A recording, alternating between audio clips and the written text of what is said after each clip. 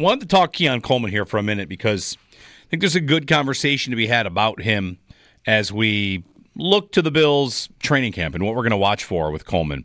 And if you have a thought on Coleman, give me a ring, 803-0550. Wide open phones right here for you. But I like to bring up reception perception, Matt Harmon. Good or bad, we bring up his profiles on players when they're going to think about being drafted and when they're on the team, all the way back to Diggs and Davis and Elijah Moore, his draft status. And I feel like Matt Harmon does a really good job just isolating receivers, what they do well, how they're used. And with Coleman, I'm gonna say something. There's some bad in here, but there's also some good in here, and there's a key kind of point, key dividing line in the point.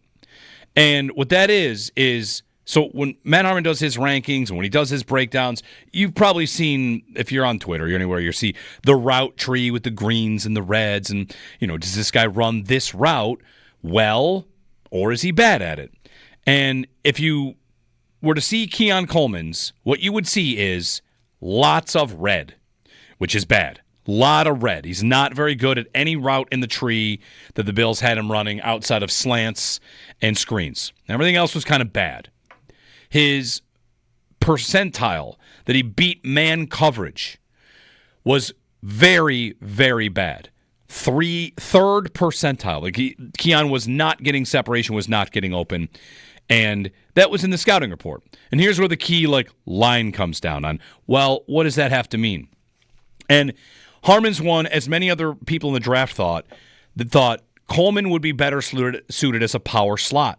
If you give him a little bit of a different job, he could really flourish. And the Bills didn't show much interest in doing that last year. And the way to kind of talk about this is to say, well, what would be the best thing for Keon Coleman? And what would be the best thing for the Bills? If the Bills, this kind of can get to Brandon Beane and about it's not fantasy football, we're not trying to get production, we're trying to win games. Like no one would dispute, you want to win games, you want to have a good offense. And if you were just trying to give Keon Coleman the best opportunity he could get, it might be in a power slot kind of role. But if you're trying to build an offense that gives you a lot of things, well, Kincaid and Shakir are going to operate in the slot, and Elijah Moore might operate there in the middle of the field. He can go outside as well. So Coleman, as an ex-receiver, there are a lot of things he will never do well. But there are some things he can do exceedingly well. And one part of that, for me, is when the play breaks down. I don't need him to be the go ball guy. The Bills treated him like their deep go ball guy a little too much last year, and that's probably not his strength. He's not going to get separation on those. Back shoulder, end zone fades, maybe stuff like that, above the rim kind of stuff, right? Some of his highlights were above the rim. And I think back to training camp last year, highlights for Coleman in training camp, there were 1,000 highlights of him the spinning, jumping back of the end zone catch, whether it's in coverage or just alone. Like Coleman looks the part of an above-the-rim receiver. And I think if you have an expectation for him to be that kind of receiver, you won't necessarily come away disappointed. You don't have to be disappointed. He's probably never going to be the separator against man coverage that some other guys are. But again, can Joe Brady's offense work with that? And I think the answer to that is yes. He had some success, as Matt mentioned, that Seattle game. Before the injury, there's a couple broken plays. There's a couple of times he just beats a guy one-on-one. Tariq Woolen is the guy he beats in. Seattle makes the catch over top of him. So I just think with Coleman, the key is to keep your expectation on knowing what he does well and what he maybe doesn't do well. And while the Bills might have him in a position that doesn't get the most production out of him or doesn't get the best out of his skill set, the question is not that. It's, does it fit as part of their offense? And if they make that work, then, that's that. That'll be all right. But the numbers on Coleman from Matt Harmon, just to give you a comparison, like Gabe Davis's percentile beating man coverage topped out at 24th. He was 7th. He was 24th. Like Gabe was never a guy that was getting open all that much against man coverage. And Coleman, well, let's just say he's got work to do to get to where Gabe was in that department. But that doesn't have to mean he is useless for you. It can, in fact, mean there are ways to use him better. And if they trust him a little more and he comes back and they like what they see, I think he can be a monster in the screen game. They love to run their screens, right? We know that. That's part of their offense. It's an extension of the run game to a degree. And Coleman after the catch, we're going to talk with Ian Hartitz coming up at 9 o'clock. He pointed out, he pulled up the stat, number 1 in yards after catch over expected in the NFL at receiver last year was Coleman. Like that, he made plays with the ball in his hands. So I think the Bills will give him a little bit more. The question I have is, do they kind of scheme stuff up for him the way they did Shakir last year? Because there's definitely some useful skills there. It's just a matter of understanding what he is and what he isn't and how that fits into their offense. So, the Harmon evaluation had a lot of oof, but in there is, but how do the Bills make it work for them? Mike got a cell phone on Keon. Hey, Mike, good morning. Hey, I understand everything you're saying. To me, with all of his faults, the things that he doesn't do well, you can't give up. Take him in the first round or the first pick of the second round. Yeah. This is a guy that, with all these things, that's what you see from a third-round pick, a fourth-round pick. He does this well, he does this well. Hopefully we can get him to do these other things well.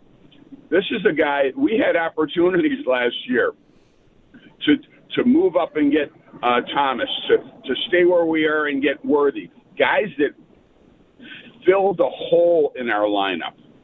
What Keon Coleman does isn't much different than guys that we've gotten rid of.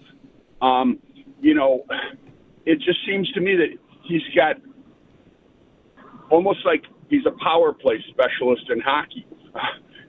He's going to be in there on the goal line because he can go up and get balls and he can make a couple plays. But the screen game, Shakir does the screen game. We got Samuel on the screen game. Yep. We got all these other guys. So we're trying to fit a square peg into a round hole and make an offense that this guy can be effective in when that's what you get from a third or fourth round pick. You don't waste a first round or a first pick of the second round pick on a guy that has all these issues. We talked last year before the draft that we need a guy that separates. We need a guy that can go deep. We need a guy that can stretch the defense, open up the rest of the game for everybody else. Yes, our offense was great last year, but what people never say is how much better it could have been had we drafted a Thomas or a Worthy and not had to trade for Cooper and that type of thing. So to me, I just hated the pick when it was made. After a year, I think it's shown that it was not a good pick because I just don't see him being an impact wide receiver for what we spent to get him. Thanks, Mike. I think he can make an impact. Right. If your thought was in that spot, you get a future number 1. The guys drafted around him, we'll see how it goes. Worthy, of course, was thought to be a role player, gadget guy. He got a lot of targets. Ladd McConkey went right after him. He had a big season. But Coleman was, the numbers were kind of there. He was putting him up until he got hurt, and it'll be a big second season for him. Yesterday, Judah Fortgang put together this 200 route chart about separation, how they did on separation and how they produced. And Coleman was, it's outbreaking routes, one of the worst in the NFL at separation. But on actual production, how did he do with it? He was pretty good. So I guess you could make the case that's sustainable. Coleman wasn't my favorite idea when they made that pick, but I certainly think it can work. And again, it's just about knowing what he can do. Right now, his best spot, his best usage might kind of be blocked off. And that's where, as we get to, one of the big questions Bills fans will have this offseason will be like Kincaid or Coleman. If you're gonna pick one to hit their ceiling, who would it be? My pick to hit the ceiling would be Kincaid because I think the ceiling for what he individually can do might be higher.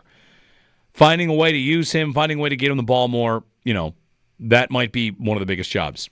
And it's funny, like Matt Perino, their previous segment, he said like they're going to use the doubting of the receiver as fuel, and that's fine. They can do that. They were more doubted at receiver a year ago than they are now. A year ago, they were in much worse shape. And, the point that a lot of us have been making about receivers that they should be investing picks instead of just, spending guys in free agency and, be a little bit more forward thinking about building a core and always having it there as opposed to turning it over a lot. So it's not that their receivers are bad. I don't think they have a great group, but they're in a better spot than they were last year. There's no doubt about that. I mean, last year, again, like Matt Collins, we didn't know what to expect, and MVS are the guys they're talking about out there. And now Josh Palmer is better than both those ideas, and Elijah Moore is better than any of the street guys they would have brought in to say maybe this guy can make it. So I think they're in a better spot than they were last year. And with Coleman, we're looking at year 2 versus year 1. How big of a bump can there be from year 1 to year 2 for Coleman? I'm just keeping it in check. I guess that's what it comes down to. Like if you're thinking, can he pop like Brian Thomas Jr.? I'm ready to be wrong on this. I don't even consider that a possibility. I'm hoping he can just be the guy, be Gabe, really. If he were to be Gabe, I would consider that a success. That'd be good. Gabe was good. That goes to your point. Gabe was a 4th rounder. He's a 2nd rounder. I don't know how much I have to get hung up on that. I don't really have to care about that. Gabe was good. Gabe had his flaws. And when it came time, they didn't want to pay him $13 million a year. And if Coleman becomes the highest version of himself, I guess we could ask the question, would they pay him? Maybe, maybe not. It's a long way to get to that one.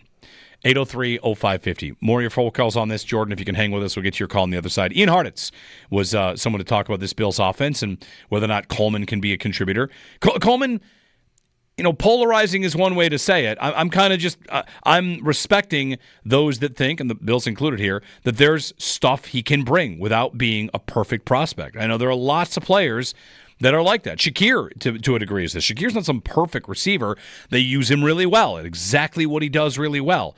And if Coleman can kind of get that Shakir glow up where Joe Brady and the offense, like they really start to lock in how they use him effectively, then I think we're all pretty happy with that. So I'm not asking him to be a do-all, does-all, because I don't think that's in the cards. But I think the potential is there to get more out of him, and that'll be one of the things on Joe Brady's to-do list this year.